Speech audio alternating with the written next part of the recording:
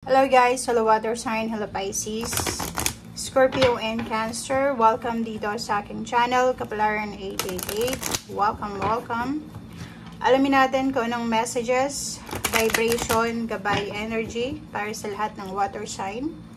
Ito ay general reading, so pwede kang makaresonate dito or yung member of your family or pwedeng sino man to na malapit sa'yo.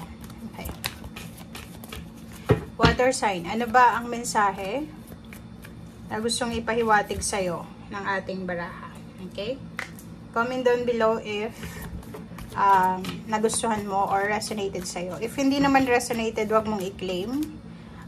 Para maganda yung reading, kunin mo lang kung ano yung kumbaga naka-resonate ka. Okay. Wow. Water sign, nakikita ko sa'yo dito, may posibleng 36-9 incoming siya. Okay? Pwedeng hindi mo pa siya mahahawakan sa araw na ito kasi incoming siya. But, may pera dito. 'Di ba?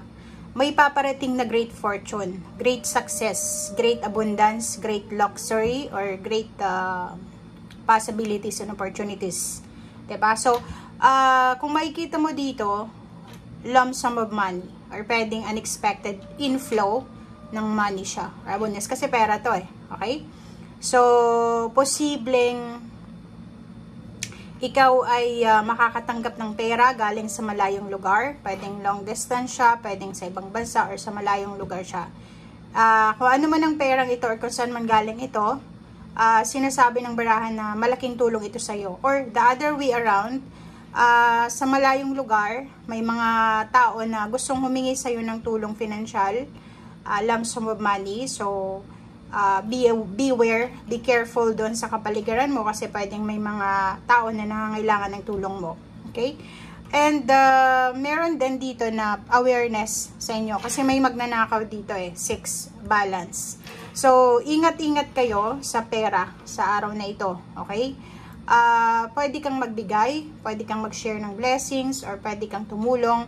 But make sure na mag-iingat ka. Kasi if may dala kang malaking halagang pera sa araw na ito, like pupunta ka sa bangko, or pupunta ka sa kung saan pa man, sasakay ka sa mga public transportation, or pupunta ka sa mall, or yung bangko is nasa loob ng mall, or kung ano pa man, make sure na mag-ingat ka kasi may bata dito na medyo minor de edad pa siya, na pwede siyang nakawan ka. Okay? So, pwede kang linlangin, ibalisa, and then nakawan ka. So, comment down below if you are nararamdaman mo na ganun yung nangyari or mangyayari sa'yo. Okay? So, maging careful tayo sa araw na ito or 3 days from now. Pwede din 3 months from now, 3 weeks from now.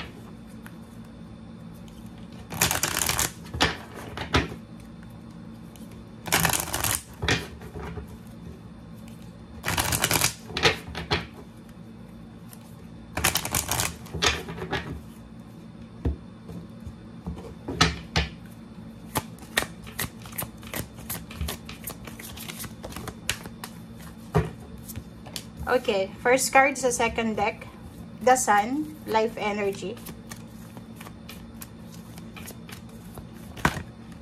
And journey. Okay. Water sign, Pisces, Scorpio, Cancer. Kunin natin sa ilalim niya, look in a book. For example, may travel kang gagawin, may documents ka na kailangan na ayusin, or may kailangan kang i-fulfill na mga obligations or literal dito, papeles. Okay? So, if ever man may papeles kang kailangan na ayusin, may mga katanungan ka, syempre, mahahanap mo yung katanungan na yan sa mga tao na pwedeng makatulong sa'yo, sa mga tamang tao. Okay? So, if hindi mo alam, may questions ka, magtanong. Okay? Hindi masama yung nagtatanong, hindi masama yung naghahanap tayo ng insight sa ibang tao. Okay? Ang life energy na to, sinasabi sa'yo dito ng the Sun, life energy, the happy fairy of sunshine, ay magdadala sa'yo, water sign, Pisces, Scorpio, Cancer, ng napakaraming life-giving energy. So, positivity, excitement, blessing, luxury, kung ano man siya, good health.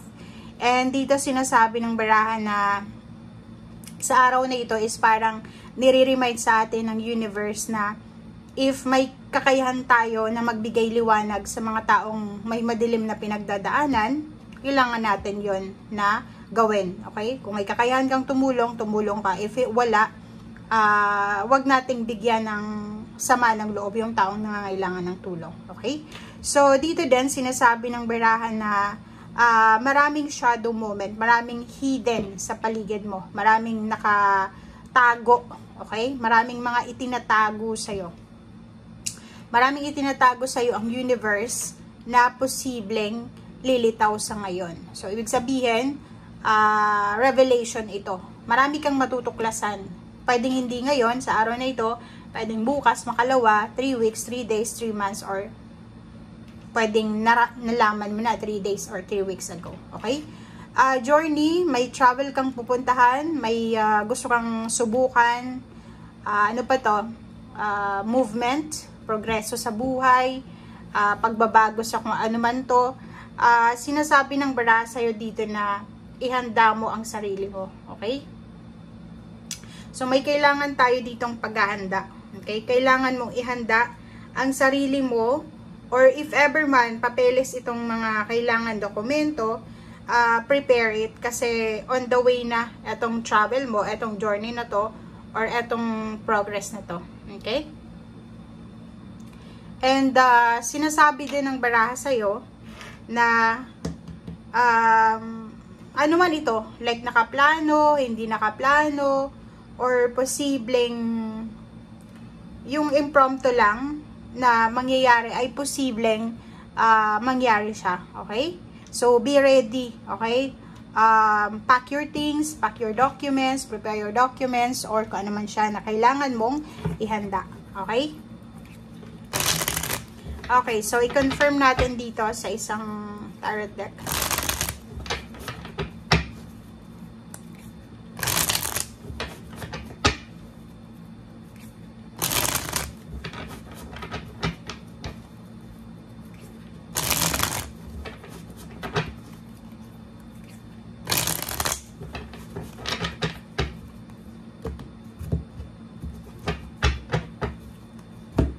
Okay, first card natin is, wow, Queen of Wands.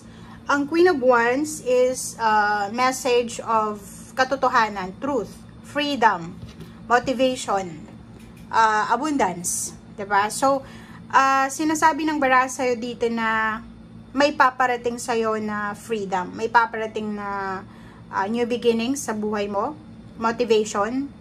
Kasi ito, na Queen of Wands is parang it's a combination of Empress and Nine of Pentacles. Parang ganun. So, pwedeng may trabaho ka na, may naiisip ka na pwedeng pagkukunan ng income, additional income, or may iba sa inyo dito, may sisimulan kayo. Okay?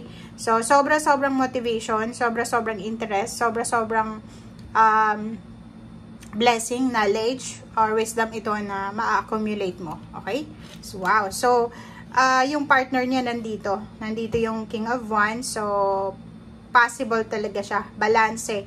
Balance yung feminine and masculine energy na darating sa'yo. So, ibig sabihin, fulfillment siya. So, kung ano man itong gagawin mo sa ngayon, or kung ano man itong ginagawa mo sa ngayon, ano man itong plano mo sa ngayon, 444, 333, sinasabi na posibleng ikaw ay nasa tamang direksyon, nasa tamang journey, nasa tamang landas. Okay? Ang daming choices, marami kang choices na pwedeng pagpilian sa ngayon, or maraming pwedeng dumating na choices sa buhay mo. So, i-welcome mo siya. Oh, 'di ba? Emotionally, sinasabi ng baraha sa'yo dito na may paparating na pwedeng okasyon, happy moments, or pwedeng meron ditong fulfillment, achievement of wishes, emotional plans or dreams, or kano pa man siya. Next card is High Priestess. Ang High Priestess na to is water sign energy. So, sobrang happiness siya. Okay? So, sinasabi ng baraha sa'yo dito na may paparating na, kita mo, isang mabilisan siya. Mabilisan siya na financial new beginnings or financial health ang posibleng darating sa buhay mo. So, lump sum of money. Alam mo to, na Queen of Pentacles is luxury, blessings, pagpapala, unexpected or expected blessings. So, sabi ng baraha sa'yo dito, mabilis na balita to, mabilis na blessings, mabilis na pagpapala, mabilis na emotional fulfillment, achievement, ang posibleng dumating sa buhay mo. Okay? So, kung ngayon mismo, nanonood ka, wala pang dumarating sa'yo, be patient, kasi nandito yung Great Fortune eh. Nandito din yung Queen of Pentacles, and nandito yung King and Queen ng Wands. So, ibig sabihin, may darating na balita sa'yo na pwedeng magbigay sa'yo ng excitement, kalma, and blessing. Okay? Thank you guys, and see you again. Bye!